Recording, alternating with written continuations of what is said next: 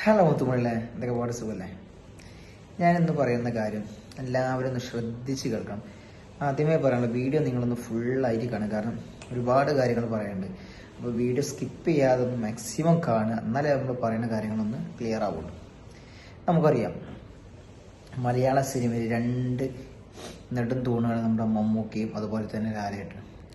ഈ ഇടയായിട്ട് അപ്പോൾ അദ്ദേഹത്തിന് ശാരീരിക പ്രശ്നങ്ങളൊക്കെ കഴിഞ്ഞതിന് ശേഷം അദ്ദേഹം തിരിച്ചു വന്നതിന് ശേഷം അദ്ദേഹത്തിൻ്റെ കളങ്കാവിൽ എന്ന സിനിമ ഈ അടുത്ത് അതിൻ്റെ ട്രെയിലറും ടീസറൊക്കെ വന്നു. അത് റിലീസ് നവംബർ 27-ന്, അതായത് ഈ വ്യാഴാഴ്ച റിലീസാവേണ്ട പടം. പക്ഷേ ചില കാരണങ്ങൾ, അതിൻ്റെ ഒരു റൈറ്റ്സും കാര്യങ്ങളും, ഒരു ബിസിനസ് റെഡി ആവാത്തതിൻ്റെ പേരിൽ അതൊന്ന് മാറ്റി വെച്ചിരുന്നു. മിക്കവാറും അത് ജനുവരി ഫസ്റ്റ് വീക്കിലൊക്കെ അതിൻ്റെ റിലീസിനാവും. അപ്പോൾ ഇങ്ങനെ വന്നപ്പോൾ ഒരുപാട് ആൾക്കാരുള്ള ഞാൻ കമൻസ് ഇങ്ങനെ ഒരുപാട് പല ഈ ഭാഗത്തുനിന്ന് ഇങ്ങനെ കമൻസ് കിട്ടും. കാരണം ഇനി അദ്ദേഹത്തിൻ്റെ പടം യൂട്യൂബിൽ റിലീസ് ചെയ്തോട്ടെ, തിയേറ്ററിലൊക്കെ അദ്ദേഹത്തിൻ്റെ പടത്തിന് ആരുണ്ടാവും? നിങ്ങളൊന്ന് ചിന്തിക്കേണ്ട കാര്യമുണ്ട്. മമ്മൂക്ക എന്ന വ്യക്തി ഇന്നും ഇന്നലെയും വന്ന മലയാള സിനിമയിൽ വന്നൊരു, നമ്മളെ ലാലേട്ടനായാലും ആരും ഇന്ന് മലയാള സിനിമയിൽ വന്നു കയറിയ ആൾക്കാരല്ല. 50 വർഷത്തിന് മുകളിലായിട്ട് മലയാള സിനിമയിൽ എല്ലാ വേഷങ്ങളും ചെയ്തു വന്ന രണ്ട് താരങ്ങളാണ്. അതിൽ മമ്മൂക്കയാണെങ്കിൽ പല രീതിയിലുള്ള വ്യത്യസ്ത വേഷങ്ങൾ, പ്രത്യേകം പറയുകയാണെങ്കിൽ ഓരോ ഭാഷാ ശൈലി, നമ്മൾ ഓരോ കഥാപാത്രത്തിന് കൊടുക്കുന്ന ഓരോ ശബ്ദങ്ങൾ എല്ലാം മാറ്റി നമുക്കൊരു പ്രത്യേക, അദ്ദേഹത്തിന് ആ ക്യാരക്ടറായിട്ട് മാറാനുള്ള ഒരു പ്രത്യേക കഴിയും. മറ്റുള്ള ആളുകളൊക്കെ അവർ കൊടുക്കുന്നത് അവർ ആ ക്യാരക്ടറാവുന്നല്ലാതെ അവർ അവരുടേതായ ഒരു ഒരു രീതിയിൽ അഭിനയിക്കാന്നില്ല. മമ്മൂക്ക ആ ക്യാരക്ടർ എന്താണ്, ഇന്ന ആള്, അപ്പം ഞാൻ അങ്ങനെ ആയാലുള്ളൂ, റെഡി ആവുള്ളൂ, അങ്ങനെ ഒരു ചിന്തയിൽ ക്യാരക്ടറിനെ സമീപിക്കുന്ന ഒരേ ഒരു മലയാളത്തിലെ ഒരേ ഒരു നടനുണ്ടെങ്കിൽ അത് മമ്മൂക്ക മാത്രമാണ്. അതിൽ ഒരാൾക്കും സംശയം ഉണ്ടാവില്ല എന്നുള്ളത് 100% ഉറപ്പുള്ള കാര്യമാണ്. ഇല്ലാത്ത ഒരാളുണ്ടാവില്ല എന്ന് 100% ഉറപ്പാണ്. അപ്പോൾ പറഞ്ഞു വന്നതെന്ന് വെച്ചാൽ, അപ്പം ഇങ്ങനെ ഈ സിനിമയുടെ ഈ റിലീസ് മനുഷ്യ ഒരുപാട് ആൾക്കാർ ഇങ്ങനെ ഇനി ആ റിലീസ് പിന്നെ ഒരുപാട് ആൾക്കാർ അദ്ദേഹത്തിന് വിമർശിക്കും. നിങ്ങളൊന്ന് മനസ്സിലാക്കണം, ഓരോ സിനിമ പറഞ്ഞാൽ ഓരോ ബിസിനസ്സുകളാണ്. അത് ചിലപ്പോൾ മാറാം, അത് എന്തെങ്കിലും ചിലപ്പോൾ മുന്നേ വരാൻ ഒക്കെ ഉണ്ടാവും. അതൊക്കെ ഒരു സിനിമ അവർ നിർമ്മിക്കുന്നതും അവർ തിയേറ്ററിൽ എത്തിക്കണം, അവരൊരു ബിസിനസ്സിൻ്റെ കാര്യങ്ങൾ. അപ്പോൾ അവർക്കത് ബിസിനസ് കറക്റ്റ് ആയിട്ടില്ലെങ്കിൽ അവരത് ചിലപ്പോൾ നീട്ടും, അത് അവരനുസരിച്ച് റിലീസ് ചെയ്യുള്ളൂ. അത് നമ്മൾ അവർക്ക് വിട്ടുകൊടുക്കണേ. പടം വന്നിട്ട് മോശമായ നമുക്ക് അഭിപ്രായം, കാരണം നമ്മൾ ക്യാഷ് കൊടുത്ത് പടം കാണുന്ന ആൾക്കാർ, അപ്പം നമുക്ക് അതിന് വിമർശിക്കാനുള്ള 100% ഒരു അവകാശമുണ്ട്. കാരണം നമ്മളെ പോക്കറ്റിന് ഒരു കാശ് കൊടുത്തിട്ട് അവരെ പടം കാണുമ്പോൾ അതിന് വിമർശിക്കാനും അതിന് അംഗീകരിക്കാനുള്ള അവകാശം നമുക്കുണ്ട്, അതിലൊരു തെറ്റില്ല. പക്ഷേ റിലീസാവുന്നതിന് മുമ്പ് നമ്മൾ ഓരോ കിംവദന്തികൾ പറഞ്ഞതിൽ അതൊരു അർത്ഥമില്ലാത്ത കാര്യങ്ങളാണ്. പിന്നെ ഒന്ന് പറയണം, നമ്മുടെ രഞ്ജിത്തും അതുപോലെ തന്നെ രഞ്ജി പണിക്കരൊക്കെ ഒരു സിനിമക്ക് സ്ക്രിപ്റ്റ് ചെയ്യുമ്പോൾ ആദ്യം അവരുടെ മൈൻഡിൽ കാണുന്ന ഒരേ ഒരു വ്യക്തിനെ, അത് മമ്മൂക്ക. അവർ പല വേദികളിലും പല സദസ്സുകളിലും പറഞ്ഞൊരു കാര്യമാണ്, ഞങ്ങൾ ഒരു സിനിമക്കൊരു സ്ക്രിപ്റ്റ് ഞങ്ങളെ പേന ചലിപ്പിക്കുന്നുണ്ടെങ്കിൽ അത് മമ്മൂക്കയെ ആ ക്യാരക്ടറിൽ കണ്ടുകൊണ്ടാണ് ഞങ്ങൾ ചെയ്തത്. അത് രഞ്ജിത്തിൻ്റെത് അറിയാം, നമുക്കൊരു നാടൻ രീതിയിലുള്ള മീശപിരിയും ആക്ഷനും കാര്യങ്ങളൊക്കെ ആയിട്ട് പഴയൊരു കാലത്ത് വന്നു. ഇപ്പോൾ അദ്ദേഹത്തിൻ്റെ ഒരു രീതിയൊക്കെ മാറി വേറൊരു പല വെറൈറ്റികളും അദ്ദേഹം പരീക്ഷിക്കാൻ തുടങ്ങി. പണ്ടേറെ നാടൻ മാസ് കഥാപാത്രങ്ങളാണ് രഞ്ജിത്തിൻ്റെ സ്ക്രിപ്റ്റിൽ വന്നിരുന്നത്. ഒരുപാട് ആൾ ജോഷിക്ക് വേണ്ടിയിട്ടും രഞ്ജി പണിക്കർക്ക് വേണ്ടിയിട്ടും നമ്മുടെ ഷാജി കലാസിന് വേണ്ടിയിട്ടും ഒരുപാട് ആൾക്കാർക്ക് വേണ്ടിയിട്ട് അദ്ദേഹം, അതുപോലെ സിബി മലനൊക്കെ വേണ്ടിയിട്ടൊക്കെ അദ്ദേഹം സിനിമ ചെയ്തിട്ടുണ്ട്. അപ്പോൾ അദ്ദേഹത്തിന് വേറൊരു രീതി, അവർ കാണുമ്പോൾ തന്നെ ആദ്യം മമ്മൂക്കക്ക് ഡേറ്റ് ഇല്ലയെന്ന് കണ്ടാൽ മാത്രമുള്ള മറ്റു താരങ്ങൾ അവർ സമയം അങ്ങനെ ഉണ്ടായിട്ടുള്ളൂ. ഒരുപാട് സിനിമകൾ അദ്ദേഹത്തിൻ്റെ ഡേറ്റ് കാരണം മറ്റുള്ളവർക്ക് ഒരുപാട് സിനിമകൾ പോയിട്ടുണ്ട്.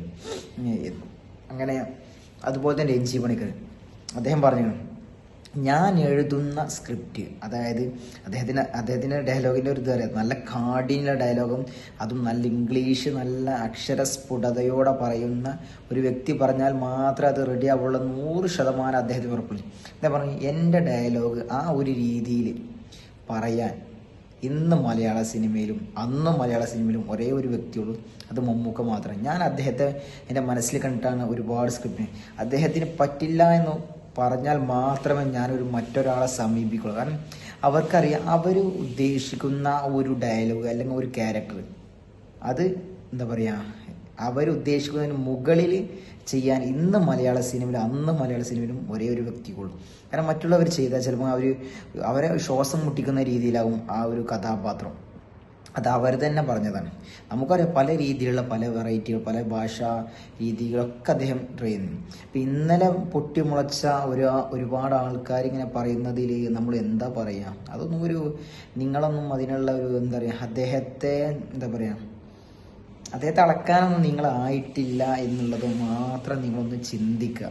കാരണം നമ്മൾക്ക് ചെയ്യാൻ കഴിയാത്ത ഒരുപാട്, അദ്ദേഹത്തിൻ്റെ പ്രായം 74 വയസ്സാണ്. ഈ 74 വയസ്സിൽ നമ്മളൊക്കെ ചിലപ്പോൾ വടിയും കുത്തിയും നടക്കാൻ തന്നെ വയ്യാത്തൊരു ടൈമാവും ചിലപ്പോൾ. ആ ഒരു പ്രായത്തിൽ അദ്ദേഹത്തിൻ്റെ ബോഡി ഫിറ്റ്നസ് ആക്കിയിട്ടും അദ്ദേഹത്തിൻ്റെ ശരീരം സൂക്ഷിച്ചും അദ്ദേഹത്തിൻ്റെ അഭിനയ പാഠം തേച്ച് മിനുക്കിക്കൊണ്ടാണ് അദ്ദേഹം നടക്കുന്നത്.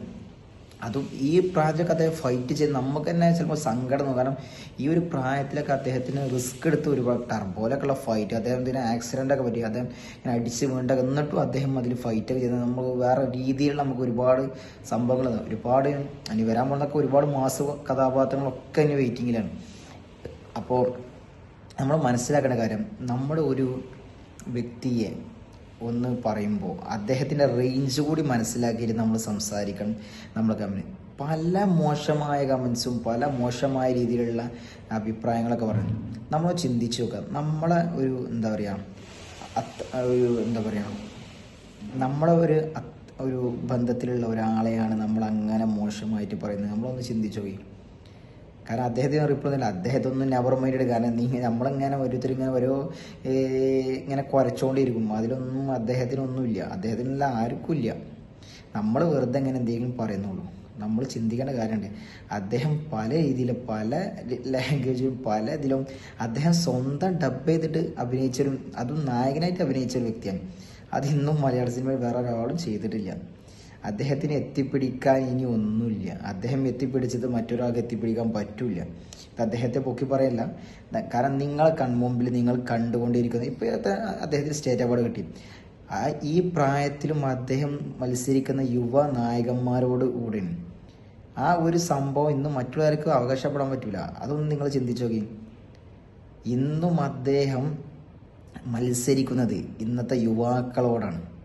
ഈ പ്രായത്തിലും അദ്ദേഹത്തിൻ്റെ കഥാപാത്രങ്ങളോട് കിടപിടിക്കാൻ ഇന്നത്തെ ആളുകൾക്ക് കഴിയാൻ അന്നത്തെ ആൾക്കും പറ്റിയില്ല, ഇന്നത്തെ ആളുകൾക്കും പറ്റണില്ല. അപ്പോൾ ഒന്ന് ചിന്തിച്ചു. അദ്ദേഹത്തിൻ്റെ റേഞ്ച്, അദ്ദേഹത്തിൻ്റെ എക്സ്പീരിയൻസ് ആണത്. അത് അളക്കാനുള്ള ഒരു അളവ് പോലൊന്നും നമ്മുടെ കയ്യിലില്ല. അപ്പോൾ ഇതിന് എതിരഭിപ്രായമുള്ളവരൊന്ന് ജസ്റ്റ് കമൻറ്റ് ചെയ്തോളൂ. ഈ വീഡിയോ ഇഷ്ടപ്പെട്ടവരും കമൻറ്റ് ചെയ്തോളൂ. കാരണം ഞാൻ എൻ്റെ ഒരു പേഴ്സണലായിട്ടും നമ്മളെ കൺമുമ്പിൽ കാണുന്ന കാര്യങ്ങളാണ് ഞാൻ പറഞ്ഞത്. ഞാനിങ്ങനെ 2-3 വീഡിയോസിൻ്റെ ഇടയിൽ കമൻറ്റ് ഉണ്ട്, അതുപോലെ വാട്സപ്പ് ഗ്രൂപ്പിലൊക്കെ ഇങ്ങനെ കണ്ടു. അപ്പോൾ ഞാൻ അതൊന്ന് ചെയ്യണം. ആ വീഡിയോ എന്തായാലും അത് പറയണം എന്ന് ആഗ്രഹമുള്ളതുകൊണ്ട് ഞാൻ പറഞ്ഞെന്നുള്ളൂ. അപ്പോൾ വീഡിയോ ഇഷ്ടപ്പെട്ടാൽ നിങ്ങളുടെ അഭിപ്രായം പറയുക, ഇഷ്ടപ്പെട്ടില്ലെങ്കിൽ നിങ്ങൾ അഭിപ്രായം പറയുക. മാക്സിമം ഒന്ന് എല്ലാവർക്കും ഒന്ന് ഷെയർ ചെയ്യാം. ഓക്കെ.